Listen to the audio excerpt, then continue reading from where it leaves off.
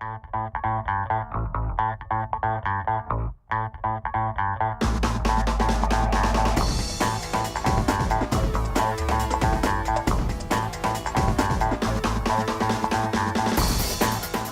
afternoon, everyone. Welcome to this week's edition of Turning Two Tunes. My name is Hannah Martin, and I am your host of the very best country music and baseball talk show around. I'm so happy to be here with you guys. It's Sunday, another Sunday. I feel like the weeks are just passing. It doesn't even feel like a week since I've last been in the studio, but here I am, and today we're talking about the NL East. We're continuing with our divisional previews. So if you've been following along the past few weeks, you'll know that I've been going through baseball's divisions. Very exciting. And giving a rundown of the teams, how I think they're going to do. Actually, I do have to make a correction because last week I talked about the NL Central. And then I made this, this big statement of how the Cubs were going to win and the Brewers were not going to be able to overtake them. And then the Brewers go out and they acquire Lorenzo Cain, and they also get, oh my God, who else did they get? They got another big hitter and make me look like an idiot. So shout out to the Brewers for making me look like an idiot in front of all my fans. But we're going to talk about the Brewers very quickly today, right before we jump into the NL East, because I do want to make a correction. Now that I have all the facts and really talk about the Brewers and how I think they're going to do, because I definitely think this shakes things up. So as a reminder, you can call in today and talk with me if you'd like. It doesn't have to be about baseball, but it can if you'd like. You can talk about anything you want. That number, 509-335-2207. And the best time to call in is when I'm playing music so that I can get to your call, because I can't answer your call while I'm talking. I'm a one-woman show, and I'm not that talented. We are going to start off the show today with brand new music from a band called Lanco. I've played them before, and I really love them. Their debut album just came out last week, so this is So Long I Do. Here we go.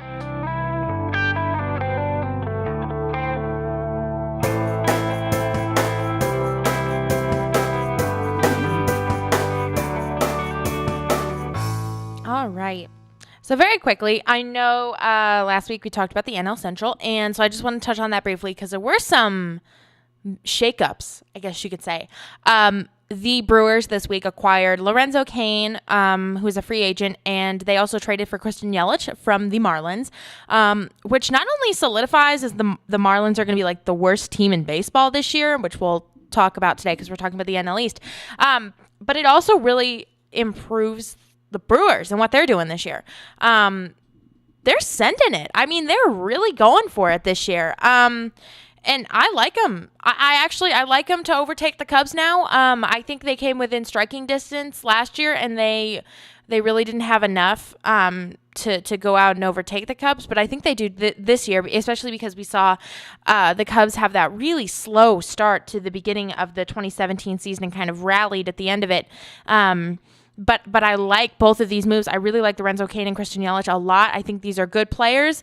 Yelich is on the younger side and Lorenzo Cain is on the older side, but I think they both add a lot of value to this team.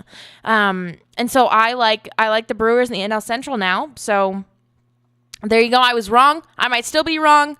Who knows? Just wanted to touch on that and update that so I didn't look like a complete idiot out here trashing the Brewers while they're going out and making these moves. Now we're going to switch into the NL East, which may be the worst division in baseball. So just a warning for you, non-baseball fans who are listening, which is very kind of you if you're a non-baseball fan and are listening. But the NL East it's terrible.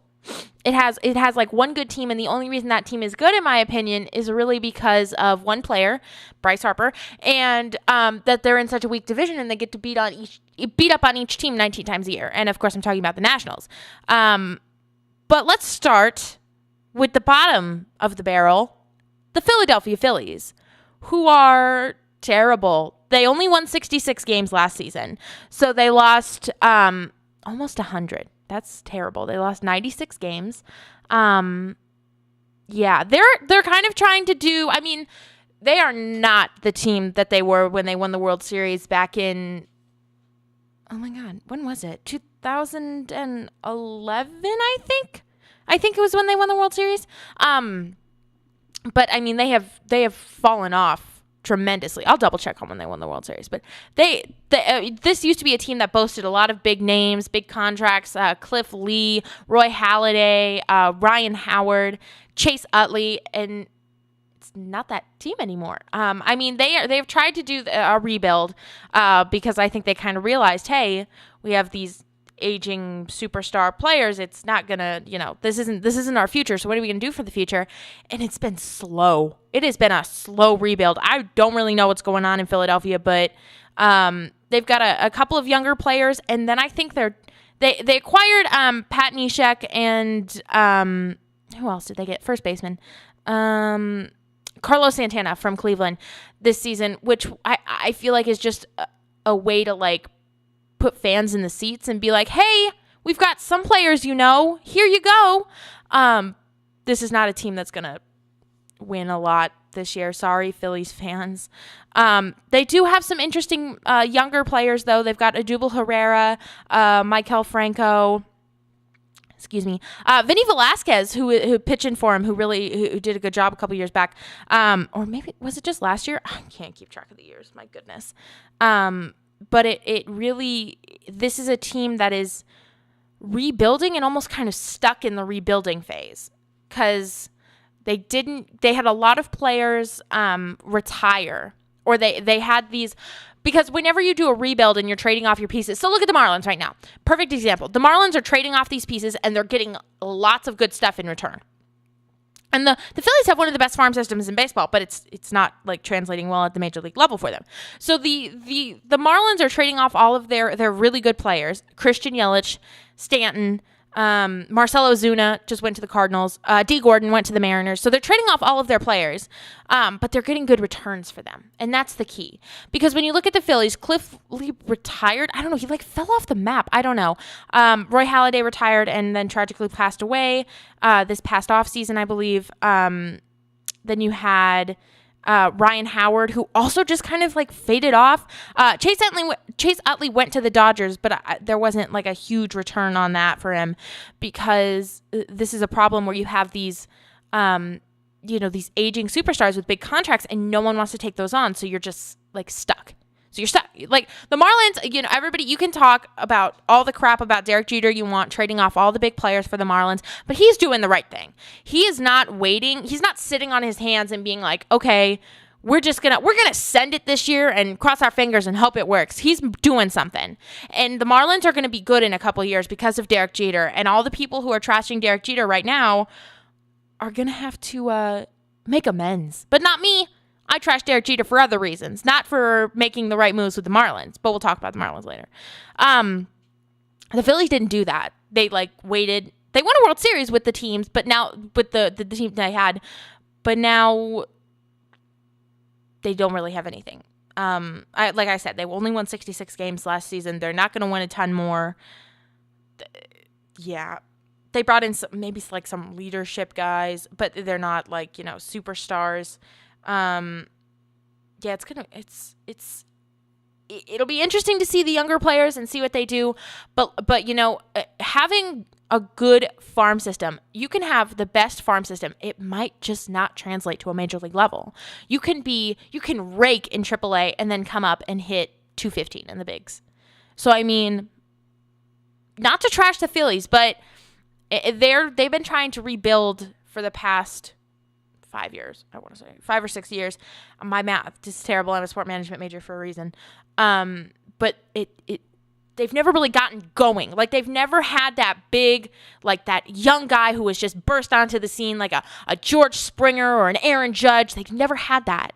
And that's what you need to really ignite your rebuild. Just woo, that spark. They haven't had that. They're probably, I'm sure they're looking for that. But nobody has really had a breakout season. Somebody might. This is a weak division, probably the weakest in baseball, I'd argue. I'm trying to think of all the other divisions in baseball. The AL Central. Okay. We'll go NL East. It's the weakest division in baseball. I'll say it. So maybe they have some room to kind of move around. They can do whatever they want, really, because nobody expects much of them. So yeah, is it the Phillies' year? No. But interesting young team. And I actually am going to watch them this year and see if they can win more than 66 games. That'd be great. But see if the younger players are doing something and if this is a team that can compete in the future, because I'm interested to know. And I know the Phillies are probably thinking it with, one of the best farm systems in baseball. They're going to bring up all these young guys through the system. It's just been slow. It's been a slow rebuild. The Phillies have been bad for a while. They're kind of a joke when you play them. It's like, oh, the Phillies sweep. But yeah, that's my take on the Phillies. Not their year, but might do some interesting things with the young players this year. I want to hear your thoughts. Give me a call. 509-335-2207. We're going to jump back into some more music here, but then we're going to come back and we are going to talk about who we're going to talk about? We're going to talk about the Braves. Yes, the Braves. We're going to talk about the Braves when we come back. All right, here we go.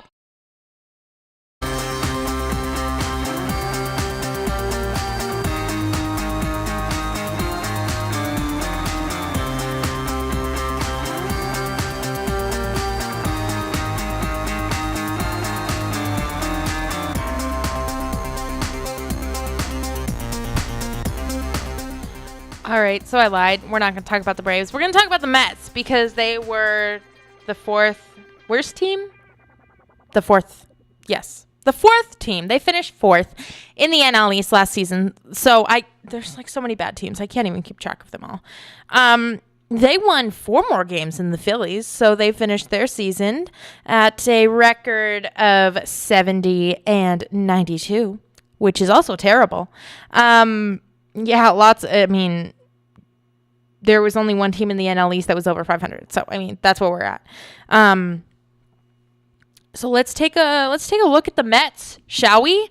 The Mets, who it seems just yesterday were in the World Series and were this great team and they were this force to be reckoned with, and now they're finishing fourth in one of the worst divisions in baseball. How have things gone wrong? Well, it's mostly the pitching. Matt Harvey, who was like a jerk last season. I don't even know why he was acting so rude. Like, I think he would show up to practice late, and he was just being a jerk. He thought that, so there was this whole aura around him that he was the Dark Knight, and I've always hated that nickname.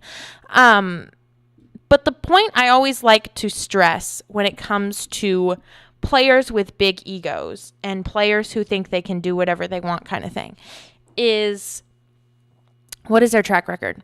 And Matt Harvey is perhaps most famously known for blowing a World Series game. I can't remember which one it was. It was either 4 or 5, I think. Maybe it was 6. Oh, it was one of the later games. Because Terry Collins, who was the manager of the Mets at the time, I don't think he's managing anymore. He kept Matt Harvey in the game in the 9th inning. The Mets were at home.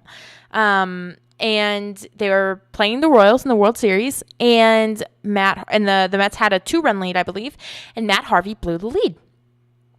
And it was, a heavily scrutinized move. If Collins should have pulled him earlier, if Harvey should have been able to keep it together, yada, yada, yada. So the thing is, Matt Harvey doesn't have any rings. He hasn't been healthy. He had an ERA of 5 last season. So really, there's no room for him to run his mouth is kind of the point here. It's a similar situation with David Price. Hasn't done anything, doesn't have great postseason success, but I'll wait to talk about David Price until next week because he plays for the Red Sox. And so Matt Harvey is not the ace that everybody was hoping he was. At least not anymore. Jacob deGrom has been injured. Noah Syndergaard has been injured. And the Mets, they kind of got overconfident with their pitching, and they're like, we have enough pitching. And so they started trading off pieces. And now they are struggling to find pitching. Steven Matz has really never developed into the frontline starter that they wanted him to. Zach Wheeler has been injured a lot. So, yeah. The pitching staff, it's really interesting to me because here we are 3 years after the Mets make the World Series, and even last year, so we'll even say 2 years after the Mets make the World Series, and their greatest strength is now probably their greatest weakness. How the tables have tabled. Zing. Moving on to catcher, they have Travis d'Arnaud. Yeah. Infield, they're really they're missing that impact bat. And so it's an odd lineup because you have Asdrubal Cabrera, Wilmer Flores, Adrian Gonzalez, Jose Reyes. So David Wright, who is just not good anymore, not really. You have all of these players who it's like this weird hodgepodge kind of players, and there's nobody who's really super good. And so I don't know, it's just weird to me. It's but they in the outfield, that's probably their greatest strength. They have Jay Bruce, Yoenis Cespedes, Michael Conforto, Juan Lagares. So they have a good mix there of older players and younger players. But the infield is kind of there's no impact bat. So when you you could say in the infield at least, and then you go to the outfield, and so you're probably going to have 3, 4, 5 Bruce, Cespedes, Conforto in some mix. But the top of the lineup and the bottom of the lineup, it's a weird structure for me to think about, because when you sit down and you're thinking about structuring your lineup, you want to have, and I use the Mariners as an example because I think they have a classically structured lineup that's really, it's a strong lineup. You have your speed guys up top, your 1 and 2 guys who are speedy, who are going to hit for average, who are going to have a lot of hits throughout the season. So the Mariners, that's D. Gordon and Gene Segura. And then your impact bats at 3, 4, 5. And so for the Mariner, that's Cano, Cruz, and Seager. And then the bottom of the order, 6, 7, 8, 9, or in the case of the National League, because you have that pitcher spot, 6, 7, 8, it's your guys who aren't the best but can still produce or do something for you. So the Mariners are very classically structured in that way, but the Mets are not. And I guess a little bit they are, but it's not. It's because I see Adrian Gonzalez, and I'm like, why is Adrian Gonzalez playing for the Mets? And I see Asdrubal Cabrera, Wilmer Flores, what? It just. It's hard to kind of wrap my head around. It's kind of like David Wright has been hurt a lot. He's not he's kind of the face of the franchise, but not for being really good, And so it's hard to kind of think about all this and think how the Mets are going to win. They're not going to win this season. It's also not the Mets year, spoiler alert. But yeah. The Mets they're a confident team for a team that's so bad, which is so weird. They're we're so good. Noah Syndergaard is out here and Matt Harvey, and they're out there we're so good. And I'm like, you're bad, y'all. You made it to the World Series and choked, and now you're terrible. You're finishing 4th only to the frickin' Phillies. Calm down. I hate when teams are so confident and they're oh, we're so good. And I'm like, you're 4th. In a bad division. In the worst division in baseball, you finished 4th, only to the Phillies. So, calm down. Mets aren't going anywhere this year. Probably for the next couple of years. I don't know what the Mets are doing. This is the weird stage where the teams are kind of in limbo after they have, a couple of good years, but then their window to win closes and they don't really know what to do because they're do we remake our team, but fans are still showing up to the ballpark because of our success in the past couple of years, so we can't really trade off players because we aren't super, they're terrible, but they're not, they can rationalize it, the front office can rationalize keeping these players and being well, there's people in the seats and we win games sometimes, so we're not going to do anything. But this isn't a competitive team, especially not the way how the NL West is shaping up and the NL Central. This is not a competitive team at all. Sorry. There's a lot better teams. So, Matt Harvey and Noah Syndergaard, if you're listening, chill out. You're not going to win anything. Calm down. Yeah. Mets aren't going to win, which has, been the story of the Mets for a long time, except for when they were good for 2 years. The pitching is an issue. The offense is an issue. They have absolutely no bullpen. That was a big problem for them last year, the bullpen, because all their starting pitching was wiped out. So then the relief pitchers had to come in, and then the relief pitchers got tired, and then they just had a big mess. Yeah. It's not going to be good for them. If the pitching is healthy, if you have Jacob deGrom and Matt Harvey and Noah Syndergaard healthy, It's a different story. Are they still going to win? No, they're not going to win. But will they finish maybe third instead of fourth? Sure. I'll give them that. Go Mets! Finishing third in a bad division. Woo! We're going to jump into some more music here because I do want to keep rolling. We are going to talk about the Braves when we come back. I promise. We will talk about the Braves because they actually finished third in the division. And I want to talk about the Braves because they have made some interesting moves. And so will they be moving up in the world? Are they going to compete for a wild card spot this season? Who knows? Stay tuned to find out. Here we go. You know what that sound means. But first, you're listening to KZUU 90.7 FM Pullman. We are a broadcast service of the ASWSU. The views and opinions of this program do not reflect the views of KZUU Radio, the ASWSU, or Washington State University. And now we have a very special guest on with us today. Anna, are you there? Hello. Hello, how are you? I am very sleepy. Just hanging out. You know. Right. You know how it is. Sleeping is the best. Oh, it really is. I have been called weak lately because I've been going to sleep early, but sleep is life. That's so, true. Yeah. So what else is, what's going on? Well, I just made myself a grilled cheese with tomato soup. Wow. And I'm watching Sister Upper, and I have to tell you, Hannah. Okay. I embarrassed myself. Okay. Because I made... So the story behind the tomato soup that I ate is that a couple nights ago, Hannah was like, hey, you want to split a can of tomato soup with me? I was like, yeah, that sounds great. Because so I can't finish an entire can of tomato soup. I can't. Right, because she's weak. Yes. So, you know, I was like, yeah, I'll just put it in the fridge and eat it, you know, tomorrow or whatever. So I was like, I wonder if that's still good. So I made it, and then I took one little sip of it, and it tasted like metal. Oh, and my mind, being the anxious person that I am, immediately went to, somehow, botulism has appeared in this can of soup, oh and my I'm God. going to die. Which is not how that works at all. I'm pretty sure botulism happens. It happens when it is canned improperly and something in the soil of the vegetable or whatever in the soup is wonky. But, yeah, so I was panicking. So I called my mother, and I was like, hey, this is a really dumb question, but I'm anxious. Is this how I can get botulism? And she was like, Anna, you fool. No, you're fine. It's just going to taste tinny. Except much nicer than that because my mother is a nice lady. Mm-hmm. But she really is. So you're still sending it?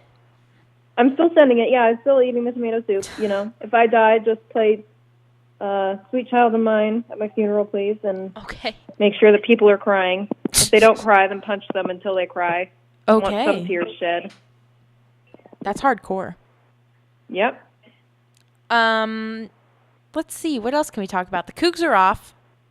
Cougs are off. I know. I'm always... Women's basketball is happening. Yes. There is basketball, but I don't mean to be rude, but our basketball teams are not very good. I know. Hannah. I know. What? I know. I thought our women's team was doing pretty okay. I think like pretty okay. They're like 9-12 or something. So. Oh. Yeah.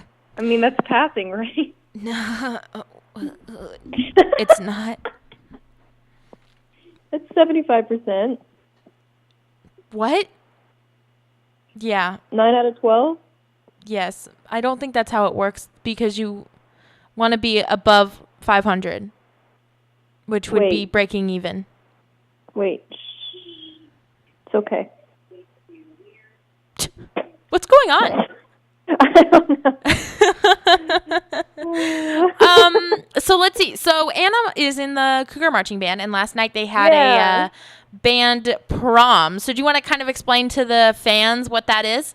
Sure, yeah. So after we, work hard all season and we kind of get a little bit of a break after the bowl game, we all get together and have a fancy dinner in the Cub Senior Ballroom, and we all get dressed up. We clean up pretty well, I would say. Everybody looked very nice last night. And there are awards. There are, band-wide awards, which is, Best Player, Best Marcher, Best in the West, and Most Inspirational. And then the section leaders can give awards to people in their section. And so it's just really fun. to see everybody after not really being together, because during the fall semester, we're basically together at least 4 times a week for like 2 hours, if not more. You know, like game days are 12 hours and like trips are, you know, we're together all the time. So it's kind of hard to go without seeing them for a little bit. So it's really fun to like get together and be all fancy and celebrate each other. And it's just really cool. It was a very fun night. And yeah.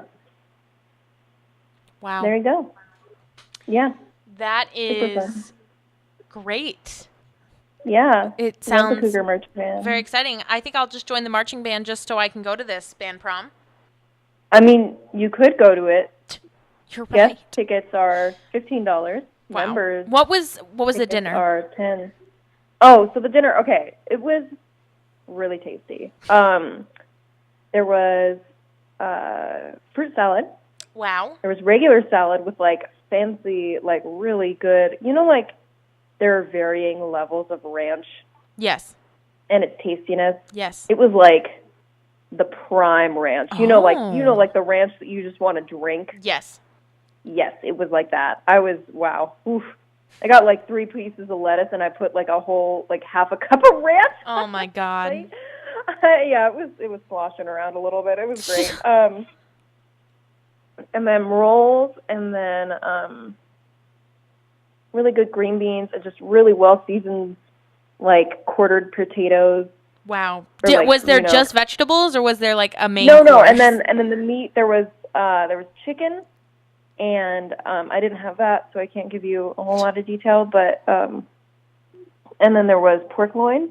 Wow. Which was and I'm very particular about proteins. Mm-hmm. Like I love meat, but if it's there are things that could just send a well cooked piece of meat to the next level, right. You know. And this pork loin was so good. It was like perfectly cooked and just so well seasoned. It was so good. Yeah, and last year it was like, I can't remember the sides. I remember the ranch. The ranch was really good last year too. And there was breaded chicken. Wow. Wrapped in like prosciutto. Oh boy. And then there was like a balsamic glaze on it. Oh my God. Wow. I could have drowned in that meal. It's so good.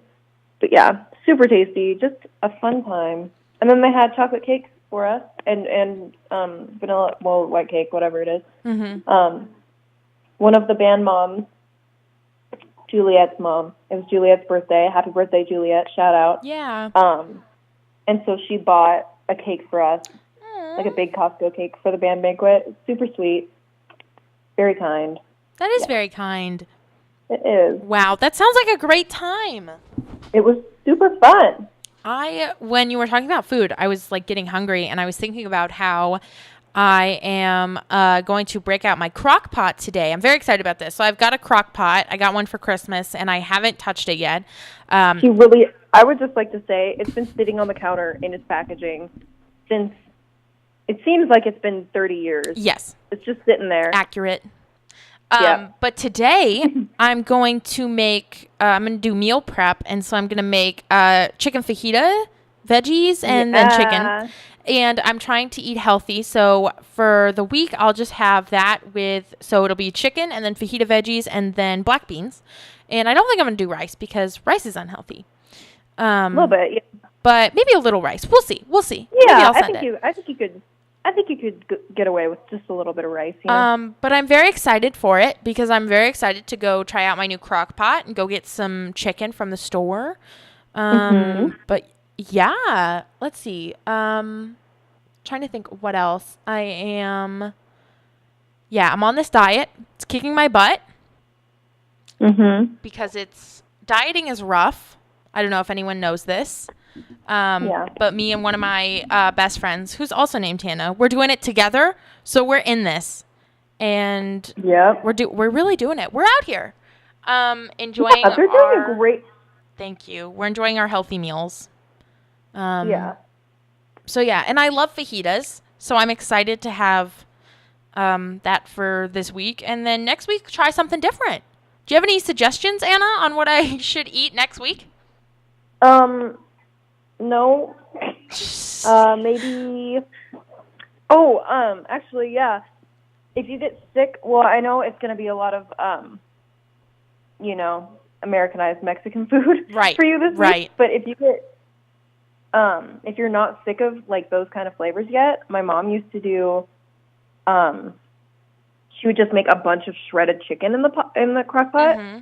And then what you could do is you could take the shredded chicken and you could make like gravy out of it. That's healthy. Like you could portion it out. No, but you could put gravy and then you could put that over vegetable, like green beans or like squash or something, and that's really tasty. Or you could do, you could add taco seasoning to it. Like you just shred it crazy. And you leave it in the. Yeah, it's really versatile. So you could just shred it, season it a little bit, nothing too like crazy, like just salt and pepper, and then. Over the week, just use it for various meals. Mm-hmm. That is a great versatile tip. Thank you, Anna. I get most of my meals from Pinterest, which is great for lots of things, as I'm sure you know. But, yeah, I guess thank you for joining me this week. This was you good? Yeah, I'm laughing. Okay. This was a great chat. I love talking with you about the marching band and different chicken dishes that people can try out. But yeah, so thank you for joining me. Is there anything else you'd like to add? I would just like to say that my friends, the Hannahs, are doing a great job on their diet. Thank you. And it's very inspirational. And go Cougs. Yes, go Cougs. All right, Anna. I'll see you soon, but thank you for joining us this week. Thank you for having me. Of course. It is so much fun to have the one and only Anna Somerville on every week. If you'd like to call in and talk about your favorite chicken crock pot dishes or anything else for that matter, 509-335-2207. I promise you, we will talk about the Braves when we come back. We're going to play some more music for you here. Here we go. Every time.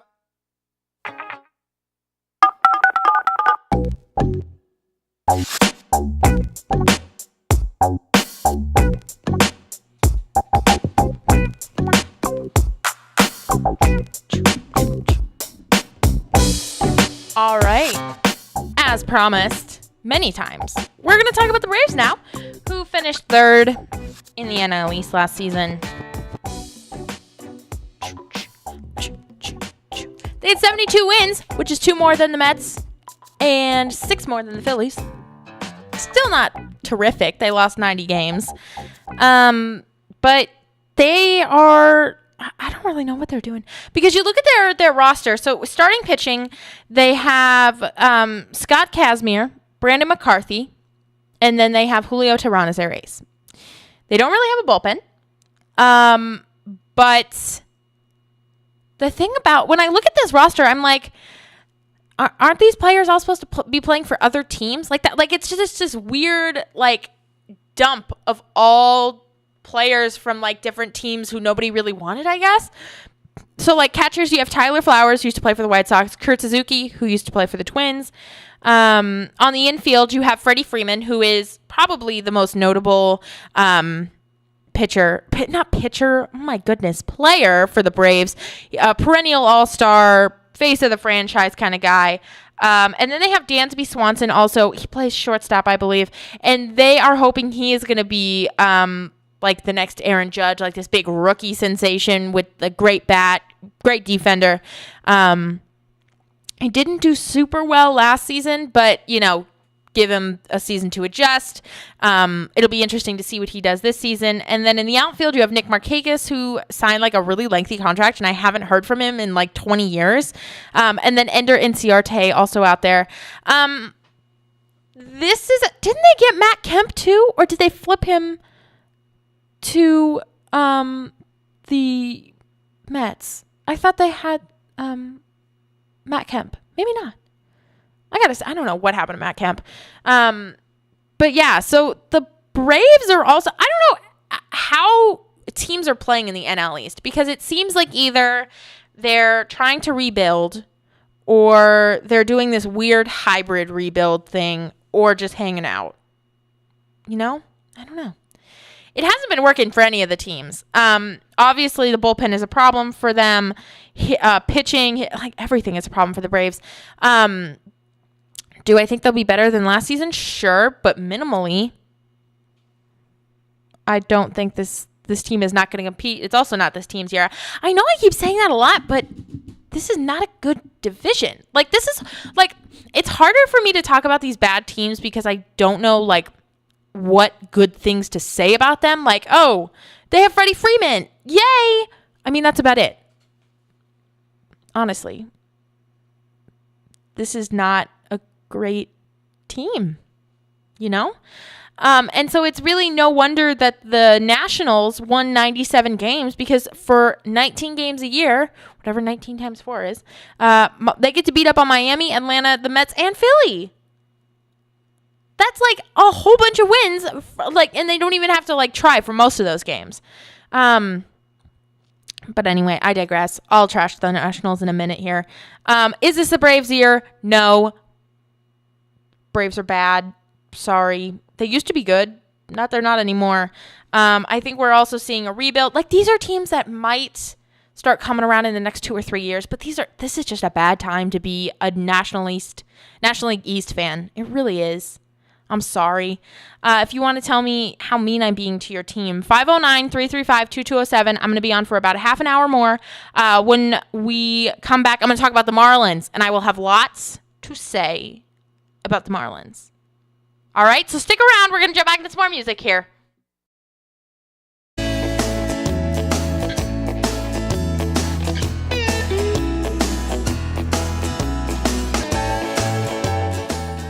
All right, we are moving right along. We're talking about the Marlins next. If you're just joining us, my name is Han Martin, and this is Turning Two Tunes, the best country music and baseball talk show around. And today, we are doing an NL East preview / prediction show.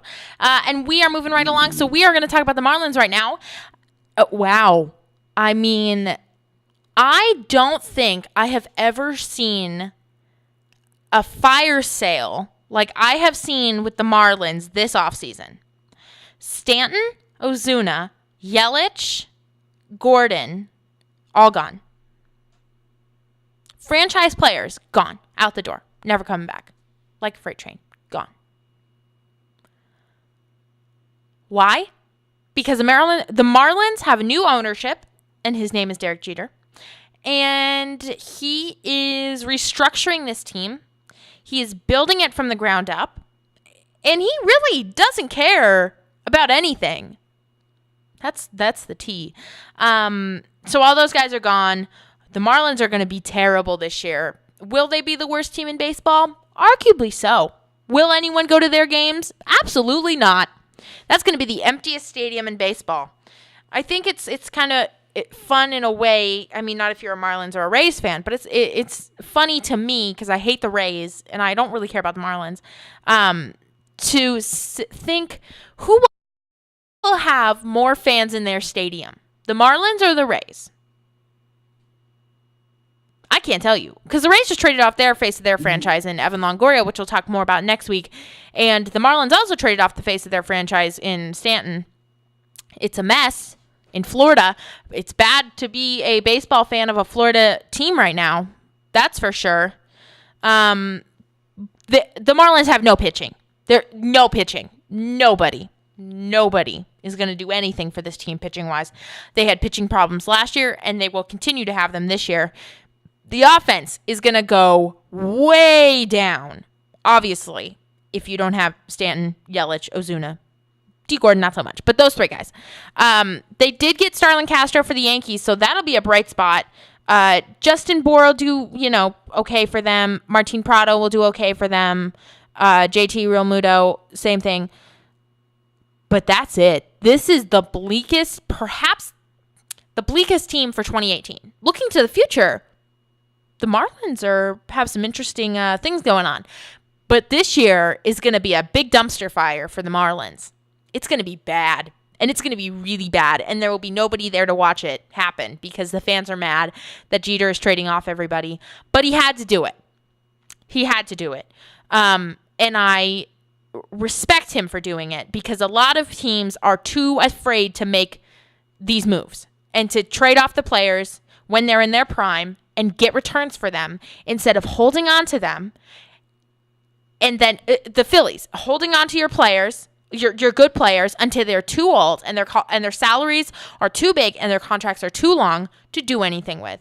And then you're stuck. So the Marlins may be bad this year. Will probably be very bad next year. Let's keep looking ahead, though. 2020, 2021, keep your eye out on the Marlins.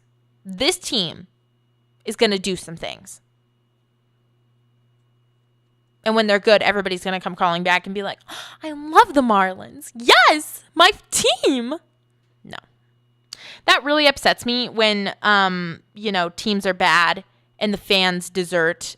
And then the team is good and the fans are like, I'm a Marlins fan for life. I've never left this team. Like, you are the shadiest person I know. Please. So yeah, not the Mariners, oh my God, I'm sorry. Not the Marlins year. Obviously, this is the Mariners year. Not the Marlins year this year. Mariners are going to win the World Series. We all know that. But looking ahead to the future, the Marlins have a very bright future. So Marlins fans, don't worry, because the team's going to be good soon. And Derek Jeter did the right thing. Write it down. The day I said that Derek Jeter did something good, write it down. Put it in the history books, folks. We only have one more team left, and it's a good thing because we've got about 15 minutes left on the program. So I'm going to jump into a couple of more songs here. I think you'll like these ones. And then we're going to talk about the Nationals because I have lots of thoughts on the Nationals. All right, here we go.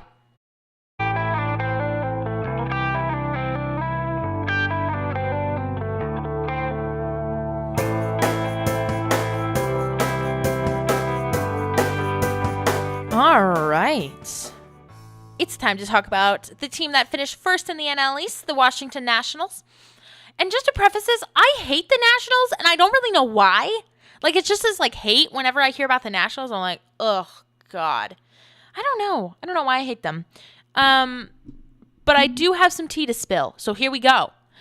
If the Nationals are going to win, and I mean win in the postseason and win a World Series, this is their year.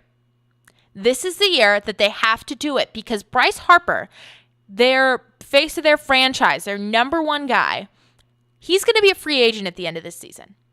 And he's not coming back to Washington. He's going to go somewhere big. He's going to go, I've heard rumors of him, and I've heard rumors of this for years now, of him signing and being baseball's first $500 million man. The Nationals, they don't have the reserves to pay for that. They're not going to pay for that. I don't think, unless, I don't know. The free agent market has been odd this year, and it's been pretty cold, but I still think Bryce Harper's going to leave, and he's going to go somewhere else. He's going to go to the Dodgers. He's going to go to the Yankees. He's going to go to the Red Sox. He's going to go somewhere where he can shine and be competitive for a ring. Because, yes, the Nationals have been good for a couple of years now, and yes, they have made the playoffs. They have made the playoffs, one, because they were in a terrible division, and they're a good team, so therefore they have become a great team in a terrible division. And two, oh my God, I just lost my train of thought. Two, they lose every time they make it to the playoffs. They do. They have not made it to a World Series. Them and the Mariners are the only two teams who have not made it to the World Series. So it's really not worth it to keep this up. Their problem is they don't have a bullpen. And they have tried to supplement it with try and piece things together. They don't have a closer. They do not have a lockdown, shutdown closer. And that has been a problem for them for years now. They tried to bring in Sean Doolittle, Sean Kelly, Ryan Matson, Brian Kinsler. Well, actually, Brian Kinsler was theirs. But they tried to bring in these guys to try and, because they don't have a lockdown ninth inning guy, so they just try to piece it together and slap things together. And it didn't work. They lost again in the early stages of the playoffs. They have Max Scherzer and Steven Strasburg, who is almost never healthy. They have a good starting pitching staff. That's the story with the Nationals year after year. They have a good starting pitching staff, and they have good hitting. They have Trey Turner, who's younger, who's been good for them, Anthony Rendon, Daniel Murphy, Matt Adams, Ryan Zimmerman. They went out and got Adam Eaton last season from the White Sox and way overpaid for him. And then he was hurt all season. So that made me scratch my head. And then they have Bryce Harper, who is going to leave in free agency at the end of this season. So if the Nationals are going to win, if they really want to make a push for the postseason, because they just fired their coach, so they're bringing in a new coach, they have to go out and they have to get a closer. That's it. I mean, that's not it. I don't want to make this like overly simple, but they have to do that. They have to. And they have been unwilling to pull the trigger on that so far. They've tried to do small things, but it hasn't worked for them. They cannot compete with teams like the Dodgers or even the Cubs or the Brewers because I don't think they're not that good. Because they beat up on bad teams. I've said this many times throughout the broadcast. They beat up 19 times a year. They beat up on the Mets and the Braves and the Marlins and the Phillies. And when they have to play real teams, they lose. Sorry, Nationals fans. Are they good? Yes, they're good. Are they great? No. And the time for them to be great is dwindling because Bryce Harper is going to go and that's it. Bryce Harper is the face of the Nationals. He arguably is the Nationals. You have him and Scherzer. Those are your two guys. And the Marlins are getting better. The Marlins are coming up. The Braves, I think, are getting better. The Phillies are slow but getting better. And the Nationals are trending in the wrong direction. They've been stagnant. That's a good word to describe the Nationals. They've been stagnant for the past couple of years. So, will they win the NL East again? Yes, they will, because it's a terrible division. Will they go anywhere in the postseason? I doubt it. Unless they go out, they make big moves. They get somebody to close out games for them. Bryce Harper's leaving in free agency, so this is the year. They got to pull the trigger on it. They got to do something. So, those are my thoughts on the NL East. Terrible division. Terrible teams, mostly. Teams that are trying to rebuild and slowly getting there, but kind of just stuck. So yeah, Nationals will win the NL East only because it's a terrible division. This is not a division that's going to be good for the next couple of years, but look ahead, looking at 2020, 2021, this is going to be a good division again. This is going to be a competitive division. So hold on to your hats, folks. All right, we're going to play one more song and then we're going to close out the broadcast for today. So here we go.